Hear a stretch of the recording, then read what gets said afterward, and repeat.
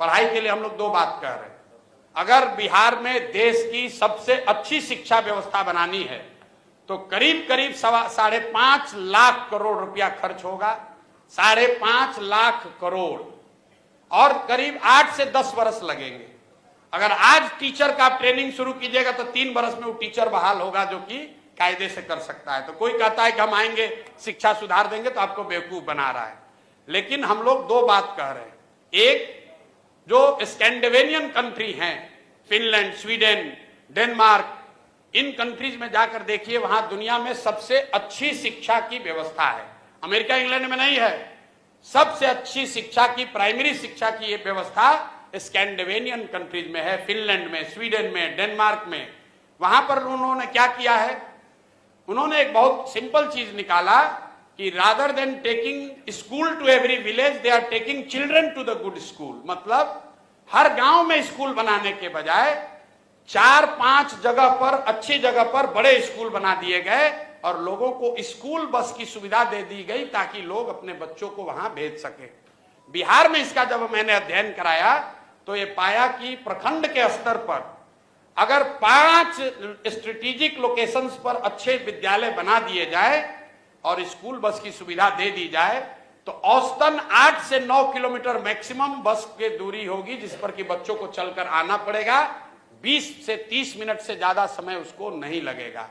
तो बिहार में पहली चीज हम लोग ये करेंगे कि हर प्रखंड में कम से कम एक विद्यालय जो अभी है उसको अपग्रेड करके नेतरहाट के स्तर का विद्यालय उसको बनाया जाए। ये एक विद्यालय क्यों? इसलिए कि अगर हर प्रखंड में एक विद्यालय बनाइएगा बढ़िया, नेतरहाट के जैसा, जिस एक नेतरहाट के विद्यालय से 1500 IAS IPS बने हैं, वो सरकारी विद्यालय था, यही बिहार के सरकार की व्यवस्था में चलता था और उसमें पढ़ने वाले ज्यादातर लड़के मध्यम और निम्न वर्गीय आर्थिक परिवारों से आए हुए थे। वैसा अगर स्कूल बनाना है तो करीब करीब 15 से 17 हजार करोड़ रुपया खर्च होगा हर साल। इससे ज्यादा पैसा है नहीं बिहार के पास। तो हम लोग ये कह रहे हैं कि हर साल हर प्रखंड में कम से कम एक विद्यालय बनाएंगे ताकि अगले 5 वर्ष में हर प्रखंड में 5 नेतरहाट के स्तर का विद्यालय जरूर हो जाएगा। दूसरी बात, हम अगर 5 वर्ष में शिक्षा सुधारेंगे, आपका लड़का 6वां में है, 8वां में है, आप कैसे सुधरिएगा? आपका समय तो निकलता जा रहा है। उसके लिए हम लोगों ने कहा कि जैसे ही सरकार बनेगी तो गरीब लोगों को यह सुविधा दे दी जाएगी कि अगर आप चाहें तो आप अपने बच्चे को प्राइवेट स्कूल में भेजिए और प्राइवेट स्कूल का रेगुलेटेड फीस सरकार की ओर से भरा जाएगा। तो कई आदमी कोई समझ में नहीं आ रहा है, कह रहा भैया तो सब तो प्राइवेटे में भेज देगा। बिल्कुल नहीं भेजेगा। ये अमेरिका में या कई देशों में ये व्यवस्था लागू है। जब आपका बच्चा होता है आपको मिलता है दोनों ऑप्शन, प्राइवेट में पढ़ाओगे कि सरकारी में पढ़ाओगे। ज्यादातर लोग सरकारी में पढ़ाना चाहते हैं। आपसे अभी पूछेंगे कि आपका लड़का साइंस कॉलेज में पढ़ेगा कि पटना में प्राइवेट कॉलेज में पढ़ेगा, आप कहिएगा भैया साइंस कॉलेज में नाम लिखवा दीजिए।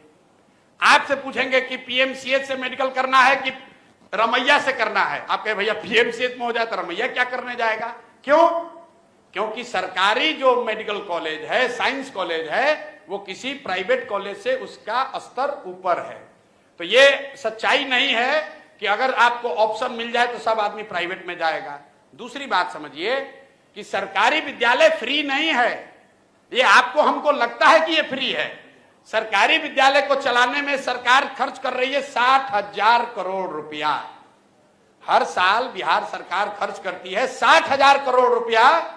तो प्रति चाइल्ड, प्रति बच्चा जो है, जो खर्च है वो प्राइवेट स्कूल से भी ज्यादा पड़ रहा है सरकारी स्कूल में पढ़ाने का।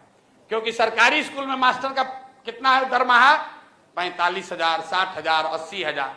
वही आदमी जब प्राइवेट में पढ़ा रहा है तो 8,000 में काम कर रहा है। तो अगर ये बैलेंस बना दिया जाए कि सरकारी विद्यालय का स्तर धीरे धीरे सुधारा जाए तो कम पैसे में लोगों को यह सुविधा दी जा सकती है कि भाई तुम प्राइवेट में पढ़ाओ लेकिन पढ़ाओ। तो उससे लोग अपने बच्चों को पढ़ाएंगे। और जो बजट अभी उपलब्ध है इसका 1/3 पैसा हम लोग सरकारी विद्यालय को सुधारने में लगाना चाहते हैं। 1/3 पैसा प्राइवेट स्कूल में जो अपना बच्चा को डालेगा उसका फीस भरने के लिए देना चाहते हैं। और जो बकिया बन जाएगा वो मेंटेनेंस में, अभी जो चल रहा है खिचड़ी वाला स्कूल, उसको 2-4 साल चलाना ढोना पड़ेगा, उसके लिए रखेंगे।